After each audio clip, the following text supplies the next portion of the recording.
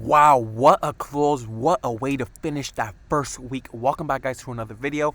Today we're going to be covering our number one stock, which has been on our watch list for over a month.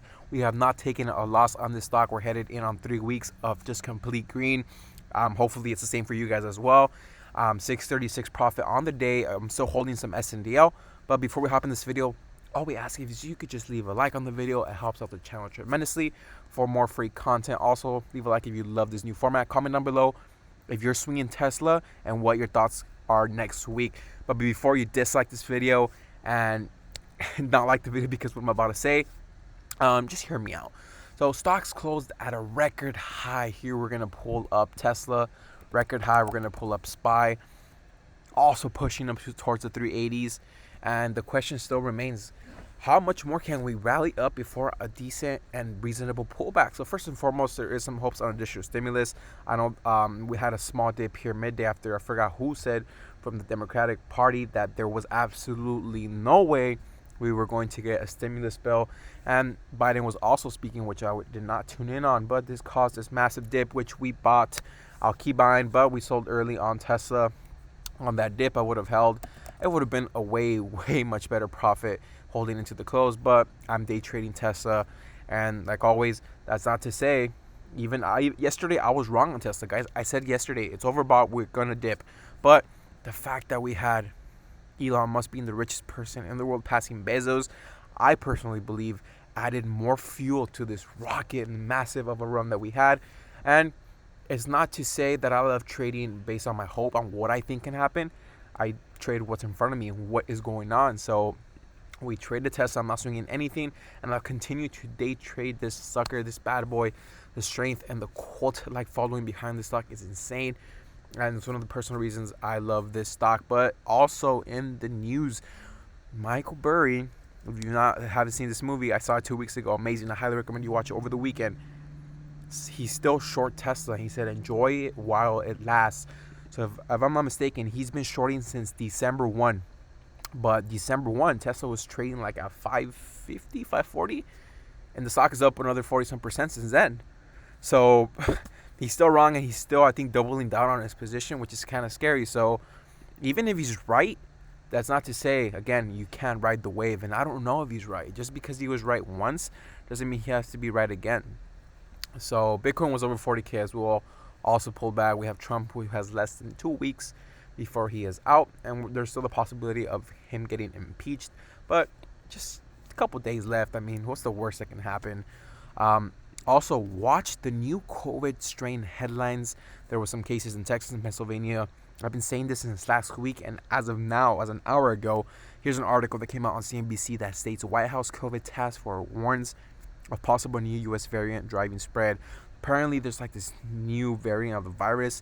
I don't know if it's similar to the one that was in the UK or the ones they found in Texas, Pennsylvania, down here in San Diego, a couple hours away from me. So I think that can have a massive effect next week. And just like Elon being the richest person fueled Tesla into pulling up, I think these headlines can also fuel the market on pulling back down. So there's nothing the market hates more than massive uncertainty.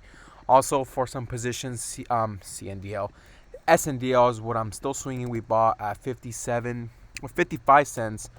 I forgot when, a couple days ago, and we're still holding 400 shares. I was gonna size in bigger, but I thought we would dip back to 55 cents, and I do think we could hit 80 cents to $1 next week, hopefully. So hopefully we could push past that previous high. Previous resistance here at 74 cents. But just looking at the 4-hour kind of scares me because they did not hold these previous runs or previous spikes. So if it pulls back, I'll probably be adding more. So those were our 2 plays today. As for some potential plays, I was still talking about Alibaba. I thought we could come on down, but it's just choppy. Look at this. I wouldn't know how to understand it or day trade it. It has these random pops, and it has these massive spikes down, and then it starts selling off, testing previous lows, and then it starts spiking. You know, I'll still keep it on my watch list. But this is a stock that I'm waiting for it to continue to dip, possibly retest 220s, maybe even the lows of 211 on the 1 hour. And Neo, yes, tomorrow they have their event. I think I missed it. I didn't get the price I wanted to get in at, and it did break past that resistance. We've been talking about 54. So that run we had here on the 5 minute, this little run, I think was the move, that little hype into the event. But to me, I just didn't really find an entry. I'm just focusing on Tesla, laser like focus on Tesla.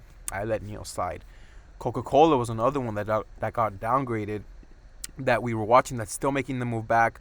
Let's see how it's on the 4 hours. Are curling up above. Yes, it is curling up above EMA. Maybe it can have some fuel left to spike to $52 before possible pull back down. So another one I didn't get on an entry. I thought we would come down under 50. That's where I'd definitely enter, but it looks like another one that I missed. So very unfortunate, but there's always opportunities in the market. Next week, of course, Tesla's going to be my number one stock. I'm going to size it down on the positions, guys, especially on Tesla. I know people are probably going to get mad and for saying that I want this to dip, or I think there is more potential to fall back down than there is to go up. So just as fast as it rallied up, guys, be very, very careful, especially if you're a day trader or a swing trader. That's why I don't feel comfortable swinging Tesla.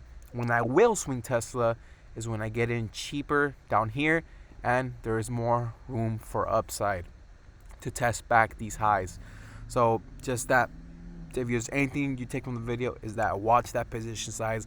Usually 40-50 shares I do per trade, and recently I've just been doing 5-10 shares, hence why it's numbers here.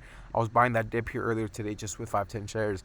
Usually I'll go 40-50, but patience and just the fact that it's testing these new highs, I'm glad, I'm happy for it, but a little part of me says, it's very uneasy, and I do think it could pull back. So just keep that in mind, guys. Other than that, that's pretty much it. I know there's going to be some news over the weekend that I'm not covering now, or there's always news later on throughout the day that I don't cover now because I don't get that notification. But that's pretty much it, guys. I think I covered everything I wanted to. If you guys found this video helpful, leave a like, subscribe to the channel, and I will see you guys in the chat room. Take care.